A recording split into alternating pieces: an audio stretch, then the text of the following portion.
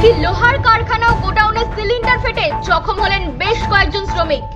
গুরুতর জখম হন কর্মরত প্রায় 4 জন শ্রমিক। জানা গেছে তাদের মধ্যে 2 জনের অবস্থা আশঙ্কাজনক। ঘটনাটি ঘটেছে মঙ্গলবার বেলুর থানার অন্তর্গত doctor S K. Chatterjee street, Victoria মার্কেটে।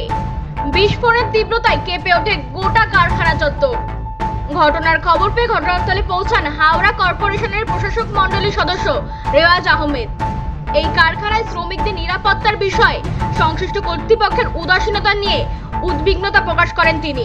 স্থানীয় বাসিন্দা মেহতাব আনসারি জানান, যখন এই ঘটনাটা ঘটে তখন কারখানার কর্তৃপক্ষ জখম শ্রমিকদের উদ্ধার করার বদলে অফিসে তালা লাগিয়ে চম্পট দেন। বেশ কিছুক্ষণ ক্ষতবিক্ষত অবস্থায় আহতরা মাটিতেই পড়েছিলেন। স্থানীয়রা তাদের উদ্ধার করে হাসপাতালে নিয়ে যান। পুলিশ সূত্রে খবর, এই ঘটনার তদন্ত শুরু করা হয়েছে। তদন্তের স্বার্থে আপাতত এই কারখানা বন্ধ করে দেওয়া হয়েছে। গোটা বিষয়টি খতিয়ে দেখা হবে বলেই জানা যাচ্ছে। ব্যুরো রিপোর্ট, আরবি নিউজ।